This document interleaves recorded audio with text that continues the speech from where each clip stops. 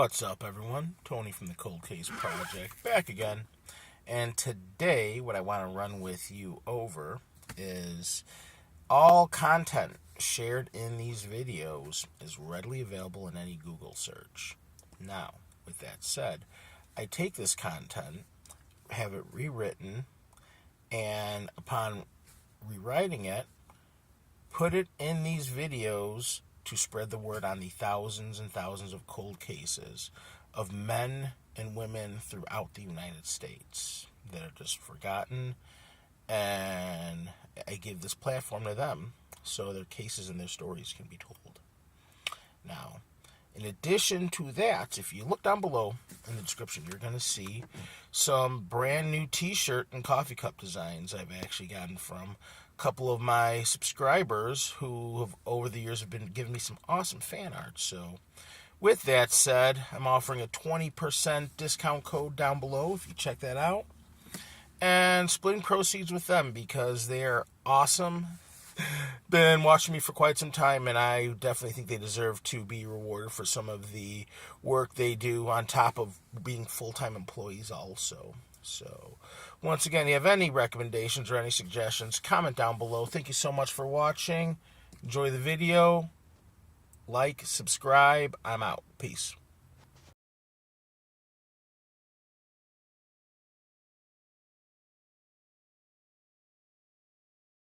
Michelle Moynihan was last seen in Holly Springs, North Carolina, on April 7, 2019. She was balancing multiple responsibilities, working as a waitress at a few Carolina restaurant, running a small business, making and selling elderberry syrup, and raising her two daughters, a 3-year-old and an infant. Despite her busy life, she was taking steps to pursue her passion by training to become a doula. Michelle lived an hour away from her mother, Melanie Tucker. Although they would sometimes go weeks without speaking, they remained in frequent contact through text messages. The last time the two spoke directly was in March 2019. From early April to late July, Melanie continued sending texts, attempting to arrange a visit. However, Michelle always responded with an excuse, claiming she was unavailable. Despite these replies, something seemed off. By late July, Melanie became deeply concerned. She contacted the manager of Michelle's apartment complex, who revealed that she hadn't seen Michelle since late March. Realizing something was seriously wrong, Melanie filed a missing persons report with the Holly Springs Police Department. As authorities began their investigation, unsettling details emerged. They discovered that Michelle had not used her credit cards, had not been to work, and no one had seen her since April 7th. Additionally, it was revealed that Brian Sluss, Michelle's former boyfriend and the father of her children, had been living in her apartment. Despite a trespass order prohibiting him from staying there, Brian had taken over her residence. Police found evidence that Brian had not only assumed physical control of Michelle's apartment, but also manipulated her digital presence. He used her phone to text Michelle's friends and family, maintaining the illusion that she was still alive. He even made posts from her Instagram account. The deception extended further when he was seen driving Michelle's car. When questioned, Brian gave inconsistent and conflicting statements. At one point, he claimed that Michelle had become addicted to heroin and had run away in late June. He said he tried a home rehab method to break her addiction.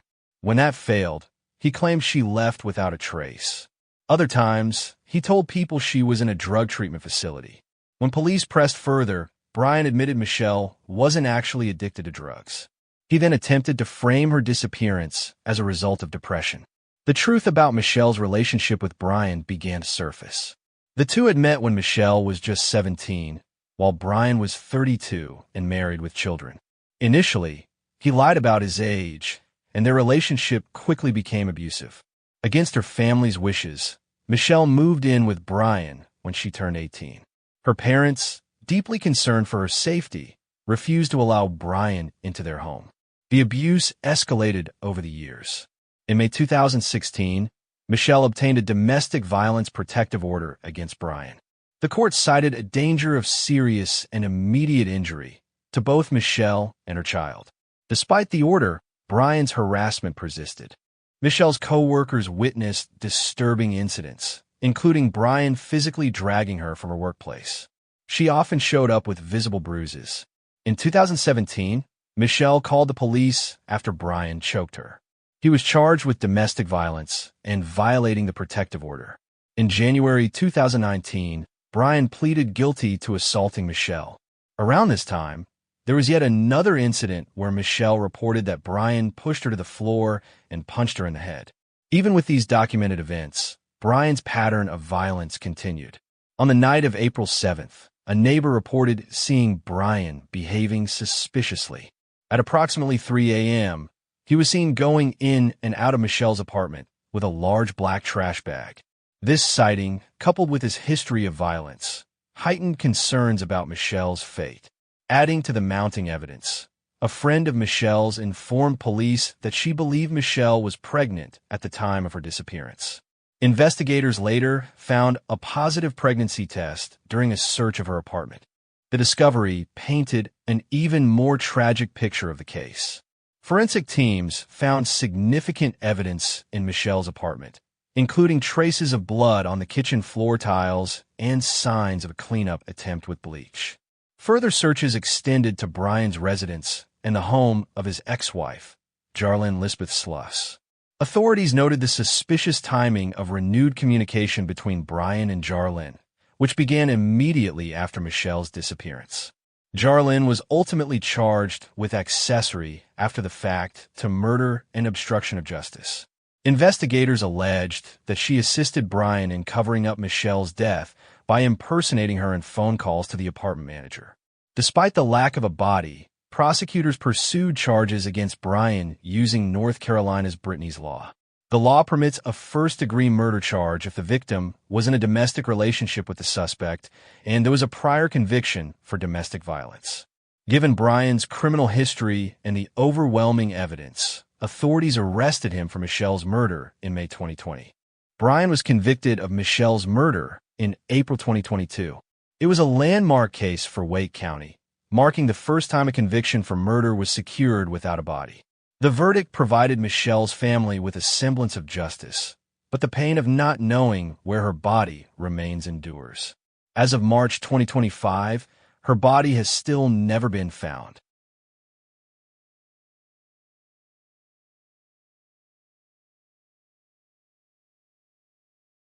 Daniel Moses was last seen on the morning of June 16, 2011, standing behind his home in the 1900 block of W.J. Duke Service Road in rural Rich Square, North Carolina.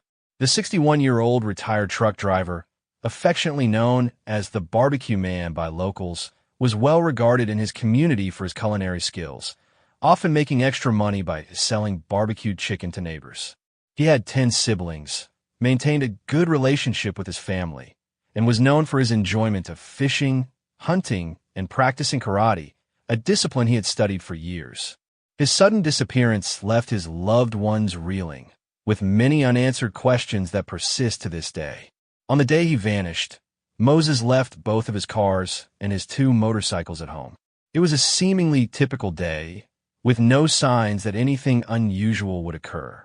Later that day, however, an unexpected tragedy struck when his house was engulfed in flames.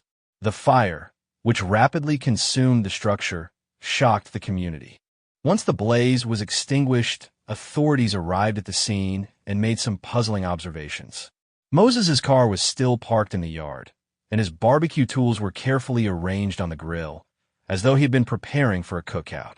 The air conditioner was running, suggesting that Moses had no immediate plans to leave. The fire investigators ultimately concluded that the fire was accidental, attributing it to faulty wiring. Despite this, Moses's family remained deeply suspicious about the timing of the fire, believing it could have been deliberately set to cover up evidence related to his disappearance. Their concerns only grew as the hours passed with no sign of him.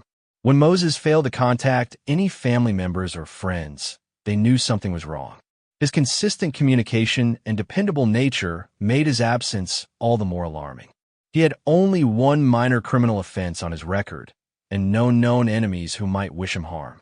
The circumstances suggested foul play, but without concrete evidence, investigators were left with few leads. In the days following his disappearance, efforts to locate Moses intensified. Authorities conducted extensive searches of the surrounding area, employing ground teams, cadaver dogs, and aerial surveillance. Despite these efforts, no trace of Moses was found. Adding to the mystery, his cell phone remained active for a brief period after his disappearance. Investigators were able to determine that his phone had pinged from a tower in Virginia, located approximately 30 miles from his home. The sudden relocation of his phone raised further questions about what might have happened to him. Despite the lack of definitive evidence, investigators kept the case open and continued to follow any leads that emerged. Members of the Rich Square community held vigils and circulated flyers in hopes of keeping Moses' story in the public eye. Law enforcement encouraged anyone with information to come forward, but no substantial breakthroughs were made. The impact of Moses' disappearance was deeply felt, not only by his immediate family, but also by the entire community. He had built a reputation as a generous and caring man, someone who was always willing to lend a helping hand. As a skilled cook, his barbecue chicken had become something of a local legend. For many, the thought of never seeing his friendly face again was heartbreaking. Today, Daniel Moses' disappearance remains an open case, classified as suspicious. While the official cause of the house fire was determined to be accidental, the peculiar circumstances surrounding that day have left room for doubt. Investigators still encourage anyone with information to come forward, holding on to the belief that even the smallest clue could provide the breakthrough needed to solve the mystery.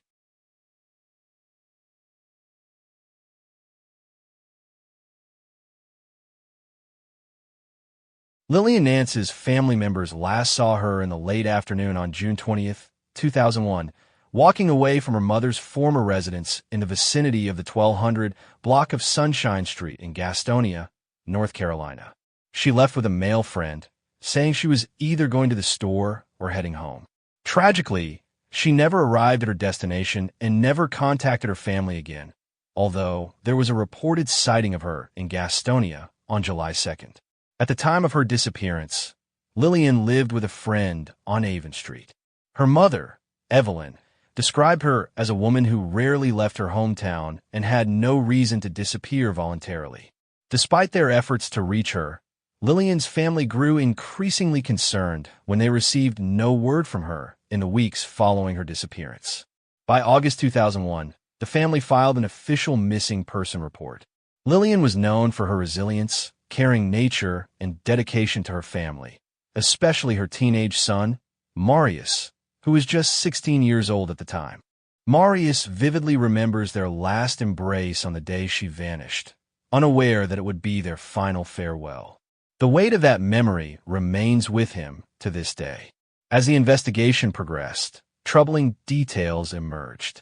Lillian had been in a relationship with a man known for his violent tendencies. Family members stated that this man regularly abused her. Despite the seriousness of these allegations, the man has never been publicly identified, and authorities have not officially named him a suspect. Nevertheless, the shadow of suspicion has followed him within the community. In the months following her disappearance, Lillian's mother pursued every possible lead. She received word that Lillian had possibly been spotted in Atlanta, Georgia. Determined to find her daughter, Evelyn traveled to Atlanta on 7 separate occasions, speaking with people who claimed to have seen Lillian. Some stated she was using her nickname, Libby, but none of these sightings could be confirmed. Each trip ended in heartbreak, leaving Evelyn with more questions than answers. The lack of verifiable evidence has long frustrated both the family and investigators. Authorities suspect foul play in Lillian's case and believe she may have been murdered, yet the absence of a body or concrete proof has left the case in a painful state of limbo. The difficulty in pursuing legal action without definitive evidence has compounded the family's suffering. In 2014, after enduring more than a decade of uncertainty, Lillian was declared legally deceased. This decision, while necessary to resolve financial matters such as her life insurance, was not made lightly. Lillian's sister, Caroline, has voiced her conviction that the person responsible for Lillian's disappearance is known and remains at large. We know who done it. It's time for him to fess up, she boldly declared. Marius, now an adult, continues to grapple with the devastating reality of his mother's disappearance. The thought of encountering the man he believes to be responsible in the same town he calls home is a tormenting and surreal experience. Adding to the frustration is the lack of detailed information about Lillian's physical appearance or identifying marks that could assist in her identification if her remains are ever located. Her family implores anyone with information to come forward, emphasizing that even the smallest piece of information could break the case wide open. The Gastonia Police Department remains the primary investigative body in Lillian's case. They encourage individuals who may know something, no matter how insignificant it may seem, to step forward. Tips can be submitted anonymously, and any lead could be the one that finally brings Lillian home.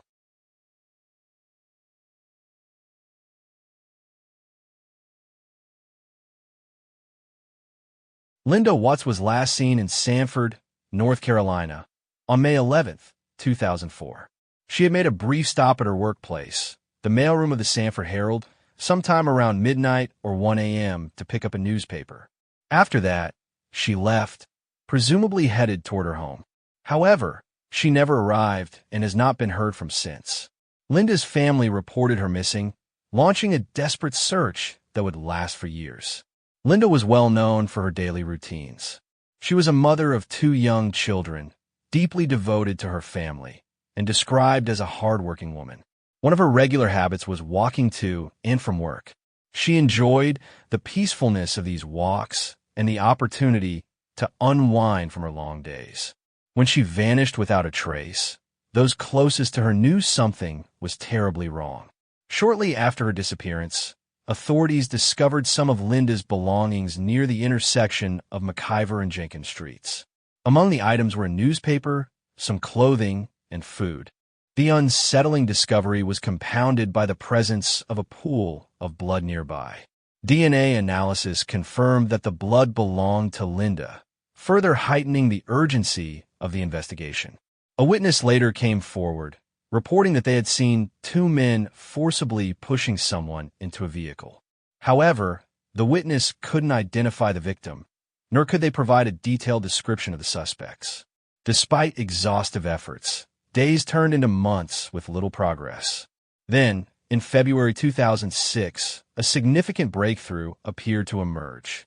Law enforcement arrested 4 men in connection with Linda's case: Philip Jason Bennell, Gilbert Delano Stone Jr., Frederick Avon Spinks, and Eric Cornelius Quick.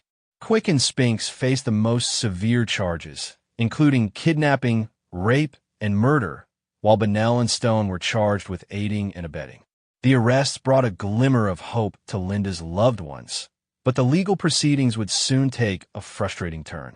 During Quick's trial in December 2008, prosecutors struggled to present sufficient evidence.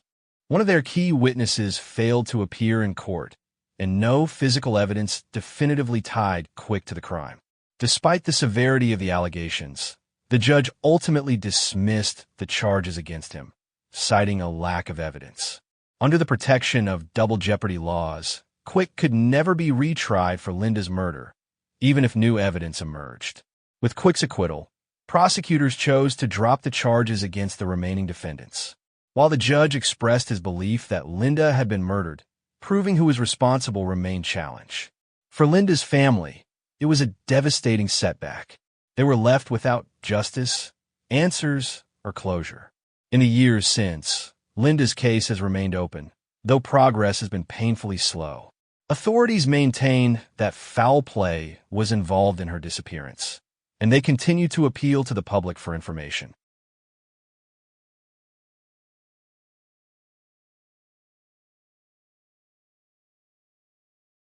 The humid October air hung heavy over Roseboro, North Carolina, as Donna Meyers stirred from her nap on the living room couch. The Barney video still played quietly in the background, its cheerful songs a stark contrast to the panic that suddenly gripped her heart. "Buddy," she called out, her voice cracking with immediate concern. The 4-year-old boy who had been napping on the floor just moments ago was gone. So were the family's 2 dogs, Buck, the three-legged chihuahua who slept curled behind Tristan every night, and Sasha, the energetic Doberman puppy they'd gotten just for him. Donna's hands trembled as she checked the back door. The alarm John had installed after Tristan's last wandering episode hadn't been triggered. He must have gone out the front. Again, this was the third time in just weeks the little boy had wandered off. The first time, he'd made it nearly a mile down the road to a neighbor's horse farm. Now, as Donna ran outside calling his name, an eerie silence blanketed the rural property. No giggling child, no barking dogs, just the distant caw of crows and the whisper of wind through the pines. Tristan's journey to that fateful October day had been anything but ordinary. Born in 1996 to a teenage mother in Mississippi, his early life was unstable from the start. His mother, Reuben, just 15 when she had him, would later tell police the father could have been any one of 4 or 5 men. By age 3, Tristan was living with his grandparents in Louisiana. That's when tragedy struck his grandfather Robert, while drunk, accidentally backed a car over the toddler, leaving him with severe burns, a broken leg, and head injuries. The accident would leave permanent scars, both physical and emotional. When Tristan's grandmother fell ill with liver cancer in 2000, the boy was sent to live with his great-uncle John and great-aunt Donna in rural Roseboro. The couple had never met the child before driving down to Louisiana to pick him up. He was handed to us with just 3 changes of clothes, John would later recall. His mother showed no emotion at all about him leaving. From the beginning, Tristan struggled in his new environment.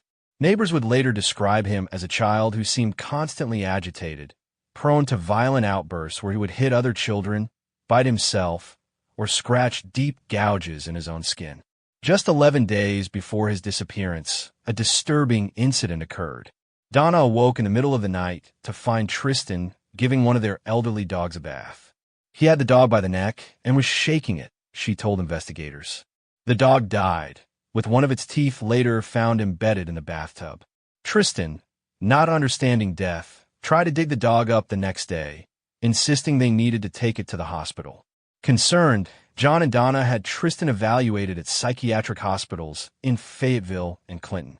Doctors noted the boy was severely developmentally delayed. He could barely speak, couldn't answer simple questions, and seemed unable to understand basic instructions. After 5 days of observation, they recommended more intensive testing, but sent him home as an outpatient. On that Thursday afternoon of October 5th, 2000, everything seemed normal at first. Donna had taken Tristan to a doctor's appointment, stopped to buy him some toys on the way home, and fix him lunch. The boy seemed tired, so she put on a Barney video and lay down with him in the living room. When she awoke to find him gone, panic set in immediately. She searched the property first, checking the barn, the fields, anywhere a curious 4-year-old might wander. Then she called 911. Within hours, the quiet countryside around Roseboro erupted into a massive search operation. Sheriff's deputies, volunteers, and even military personnel from Fort Bragg combed through the dense forests and swamps surrounding the Meyers property. Helicopters with infrared scanners crisscrossed the sky, while tracking dogs picked up Tristan's scent. One bloodhound followed the trail to a small pond, where the scent abruptly ended. Authorities drained the pond, but found nothing. As days passed and temperatures dropped, hope began to fade for finding the small boy alive in the wilderness. 5 days after the disappearance, as search efforts were winding down, a miracle seemed to happen. Buck, the 3-legged chihuahua, came trotting back home. The dog appeared perfectly healthy, with no signs of having been in the woods for nearly a week. His paws were clean, his coat unmatted, and an examination showed no evidence in his stomach of having foraged for food. Encouraged, searchers resumed their efforts, but found nothing.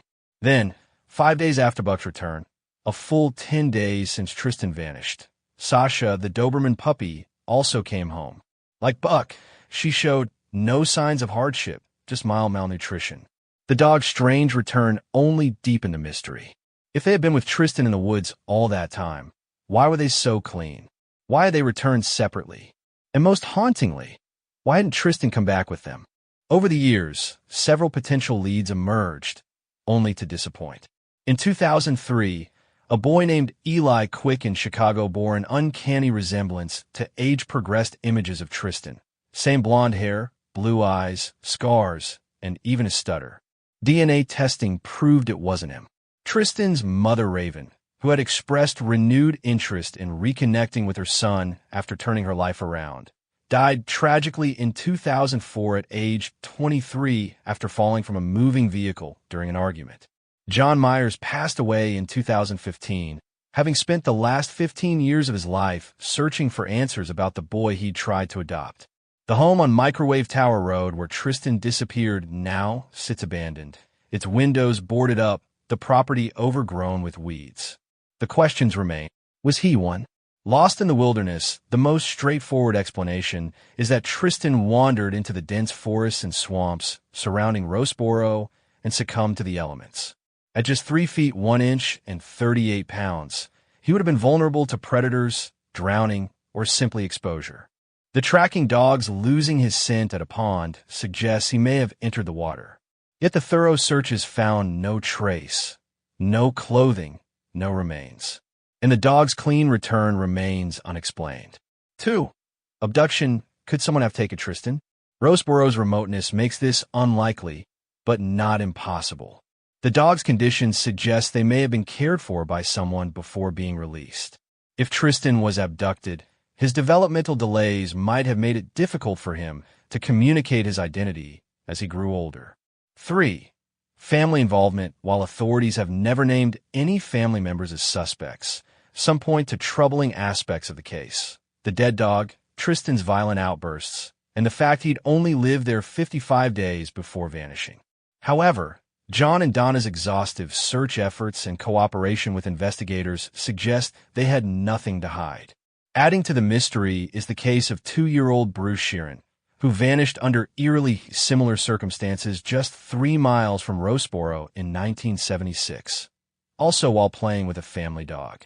Like Tristan, Bruce was never found. Today, Detective Chris Godwin of the Sampson County Sheriff's Office still pursues leads in Tristan's case. "We've never stopped looking," Godwin said in a recent interview. Someone out there knows something. Maybe they were afraid to come forward before. Maybe they didn't realize what they saw was important. But it's not too late. If Tristan survived, he would now be a 27-year-old man, possibly with no memory of his early life. His scars, the burns on his neck, the marks from his grandfather's car accident, might be the only physical clues to his true identity. As the years pass and memories fade, the mystery of what happened to Tristan Buddy Meyers remains one of North Carolina's most haunting unsolved cases. The dense forests and swamps around Roseboro keep their secrets well, but somewhere, the truth still waits to be discovered. If you have any information about Tristan Meyers' disappearance, please contact Sampson County Sheriff's Office, 592-4141, or National Center for Missing and Exploited Children, 1-800-THELOST.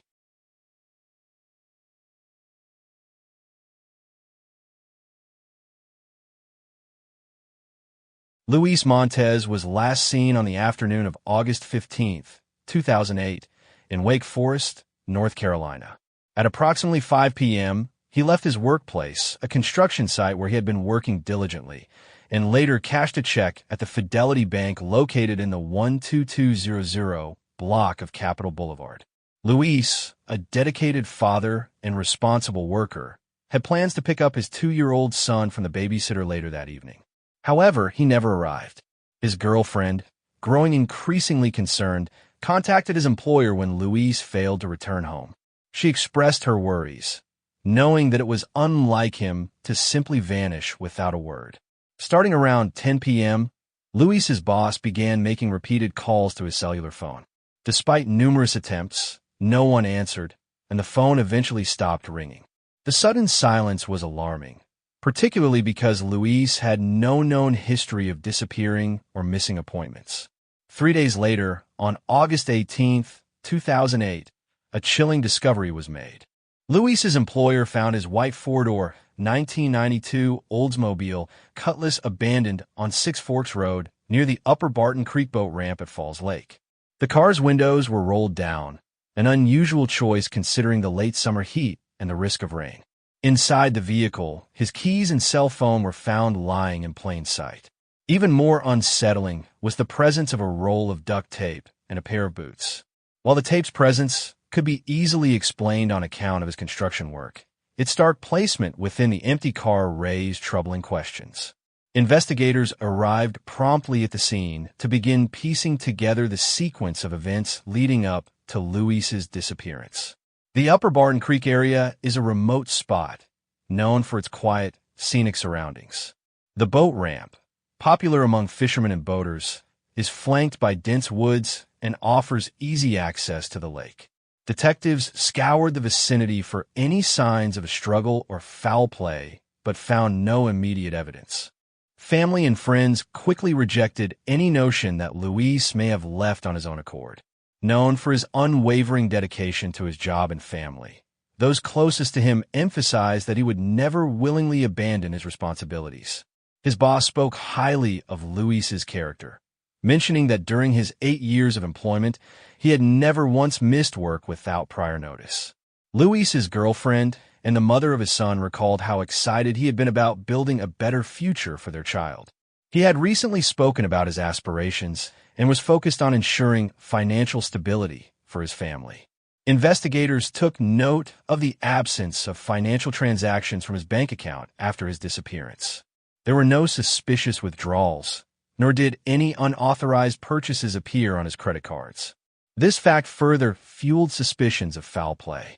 In the days following the discovery of his car, search teams were organized to comb the surrounding areas. Volunteers, law enforcement officials, and K-9 units scoured the dense woods and the lake itself, hoping to uncover any trace of Luis. Divers navigated the murky waters of Falls Lake, probing its depths for potential evidence. Despite these exhaustive efforts, the search yielded no results. It was as if Luis had simply vanished without a trace. The investigation also involved questioning those closest to Luis, including his family, co-workers, and friends. Detectives explored any possible conflicts he may have had, but no apparent enemies or disputes surfaced. His relationships appeared stable, and his financial records showed no signs of gambling debts or criminal activity. Investigators briefly considered the possibility of a robbery gone wrong, but with his belongings left behind in the vehicle, that theory lost credibility. One theory entertained by investigators was that Luis may have encountered someone he knew and trusted. The lack of struggle or visible distress in his car suggested that he may have willingly entered another vehicle or followed someone, believing no immediate danger was present. Law enforcement also examined Luis's phone records for any clues. However, no unusual or concerning calls were identified prior to his disappearance. The phone was switched off, leaving authorities unable to track its location. Luis's family members remained steadfast in their belief that foul play was involved. His sister described him as a devoted father who would never voluntarily leave his son without explanation. His girlfriend echoed these sentiments, stating that Luis had spoken to her about future plans for their family. As days turned to weeks and weeks to months, the lack of answers took a toll on his loved ones. In an effort to generate leads, the Wake Forest Police Department issued public pleas for information. Flyers bearing Luis's photo were distributed throughout the area, and his case was featured in local news reports. Tips occasionally trickled in, but none provided the breakthrough investigators desperately sought. Luis was 27 years old at the time of his disappearance.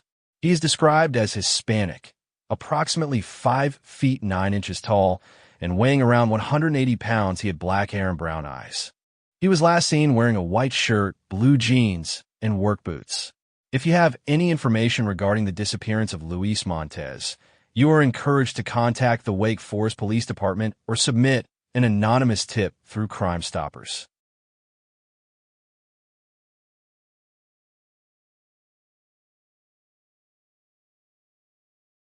Casey Young was last seen on May 15, 2023, in Boiling Springs, South Carolina. She lived in the 5000 block of Pratt Drive with her boyfriend, Deron Jerome Collins. Initially, Collins claimed that Young never returned home from her job at Spartanburg Regional Hospital that day. However, as the investigation unfolded, his story began to unravel. Surveillance footage from a neighborhood contradicted Collins' account. The footage showed Young arriving home in her car, a white 2009 Nissan Infiniti G37 with tinted windows and the South Carolina license plate number LCK 688. At approximately 4:50 p.m., Collins then altered his story, admitting that she had indeed come home around 5 p.m. He stated that they had an argument, after which she took a shower and left in her car. Collins claimed this was the last time he saw her. On May 17th, just 2 days after Young's disappearance, her car was discovered abandoned in the parking lot of the nearby Windsor Palms apartment complex. It was strategically backed in behind some bushes, seemingly in an attempt to conceal it. Investigators retrieved surveillance footage from the complex, which captured Collins driving Young's car into the lot at 7:34 p.m. that evening. The video showed him meticulously wiping down the car's surfaces while wearing gloves, an act that raised further suspicion. Afterward, he walked to a dumpster, discarded some items, and then left the area on foot, heading in the direction of their home. Authorities noted that Collins had left his cell phone at home during the trip to the Windsor Palms complex, likely an attempt to conceal his actions and avoid location tracking. In another incriminating move, Collins manually deleted video footage from his own home surveillance system. The system's event logs indicated that the cameras were deliberately unplugged at key moments surrounding Young's disappearance. The investigation also uncovered a disturbing history of domestic violence. Just 2 days before Young vanished, police responded to a domestic violence call at the couple's home. Young had accused Collins of choking her during an argument. Although she declined to press charges at the time, the incident highlighted the volatile nature of their relationship. Law enforcement reported that Collins had a history of intimate partner violence, though he had not been convicted in connection with previous allegations. In June 2023, Collins was charged with obstruction of justice and witness tampering in the federal investigation into Young's suspected kidnapping. His attempts to mislead investigators and tamper with evidence became evident through his calculated actions. A month later, in July 2024, Collins pleaded guilty to the charges. He now faces a potential prison sentence of up to 40 years. Notably, these charges are not directly linked to Young's actual disappearance, but rather stem from his behavior and deliberate efforts to obstruct the investigation. Despite exhaustive search efforts, she has never been located. Law enforcement continues to treat her case as a homicide investigation, believing foul play was involved. Authorities urge anyone with information to come forward.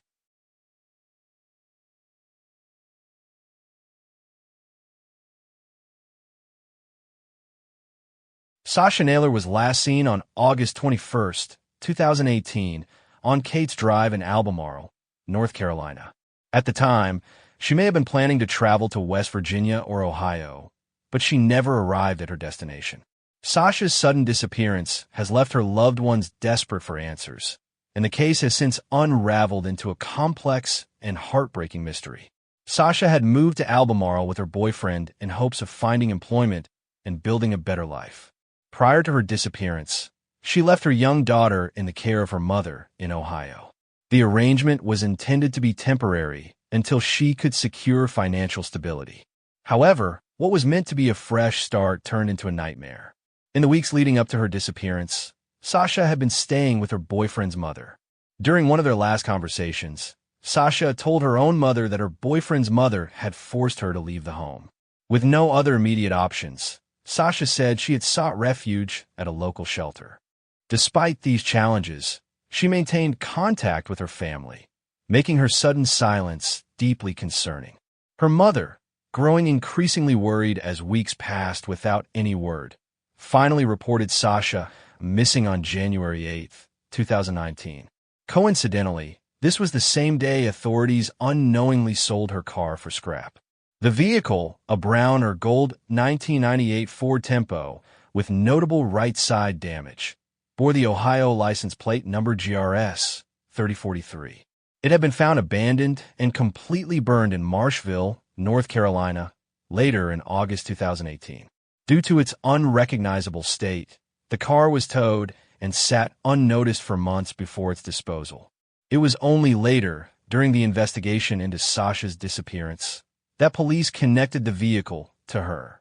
The case took a shocking turn in February 2019 when authorities arrested Joseph Lee Rhodes, charging him with the first-degree murder of Sasha Naylor and the murder of her unborn child. Rhodes, who had been in a relationship with Sasha and fathered both her daughter and her unborn baby, quickly became a prime suspect. Following Rhodes' arrest, investigators uncovered additional evidence implicating others in Sasha's death. In December 2019, Jeremy Glenn Dugan and Paul Daniel Rubio were charged as accessories after the fact to murder. Police believe the two men may have helped Rhodes cover up the crime, though the extent of their involvement remains unclear. Despite these arrests, the path to justice has been fraught with complications. In October 2023, Rhodes stood trial for Sasha's murder. However, the jury failed to reach a unanimous verdict. While the majority voted to convict, the lack of consensus resulted in a mistrial. Rhodes remains in custody as he awaits a retrial, and Sasha's family continues to endure the agonizing uncertainty surrounding her fate. Throughout the investigation, law enforcement officials have maintained that foul play was involved. Sasha's body has never been recovered, leaving her family without closure. The devastating loss of Sasha and her unborn child remains a stark reminder of the profound impact of domestic violence and the long, difficult road to justice. Sasha's mother, who remains the guardian of her daughter, has vowed to keep her memory alive. She continues to advocate for Sasha, seeking both justice and the answers that have long eluded her family. Authorities urge anyone with information about Sasha Naylor's disappearance to come forward. Even the smallest detail could provide a vital lead in bringing closure to this case.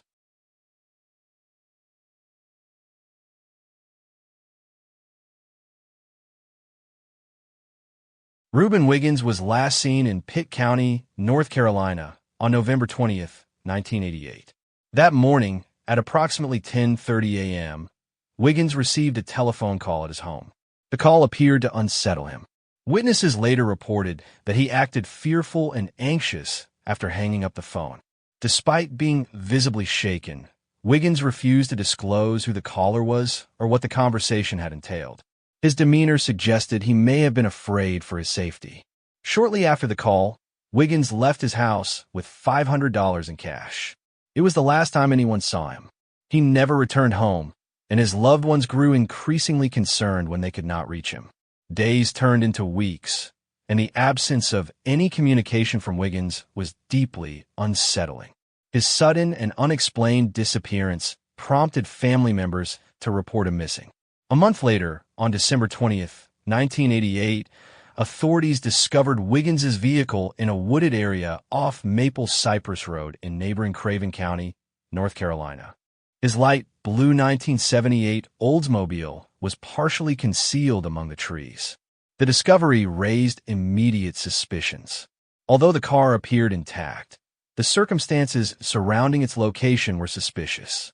Wiggins often worked cutting down trees for extra income, and he had 3 chainsaws in the trunk of his car when he disappeared.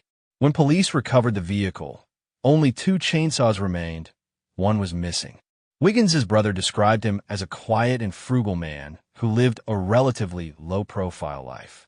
Never married and without children, he had worked diligently for the Georgia Pacific Railroad for most of his adult life. Although he maintained a simple lifestyle, Wiggins was not without his struggles. His brother acknowledged that he smoked marijuana and, on occasion, sold small amounts of it. Investigators considered this aspect of his life as they attempted to unravel the mystery of his disappearance. As the investigation progressed, disturbing theories emerged. Wiggins's brother believed foul play was involved and suggested a chilling possibility. He suspected that Wiggins may have been murdered, dismembered using the missing chainsaw, and fed to pigs, a gruesome method of body disposal that would leave little evidence behind. While authorities never confirmed this theory, it painted a grim picture of what could have happened. Suspicion further intensified when it was revealed that one of the people suspected of being involved in Wiggins's disappearance died in a car crashed shortly after he vanished. Despite the suspicious timing, the deceased individual's identity was never publicly released, and no evidence definitively linked them to Wiggins's case. Authorities also faced challenges due to the lack of physical evidence. With the missing chainsaw unaccounted for and no body recovered, the investigation stalled. Rumors circulated within the community, but none led to substantial breakthroughs. Family members pushed for answers, convinced that someone within Wiggins's circle of acquaintances had information they were withholding. Unfortunately, without conclusive evidence, the case remained unsolved. Years passed with no significant developments. In 2007, nearly 2 decades after his disappearance, Wiggins was declared legally dead. The decision brought a form of legal closure, but for his family, the unanswered questions lingered. Authorities continue to treat Wiggins's case as a suspected homicide. The circumstances surrounding his disappearance, the mysterious phone call, the abandoned car, and the missing chainsaw all suggest foul play. However, without a body or concrete evidence, those responsible remain unidentified. To this day, Wiggins's family and law enforcement hope that someone will come forward with information that could finally bring closure to the case. Even the smallest piece of information could be crucial in solving the mystery of Reuben Wiggins's disappearance. If you have any information about what happened to him, please contact the Pitt County Sheriff's Office or your local law enforcement agency.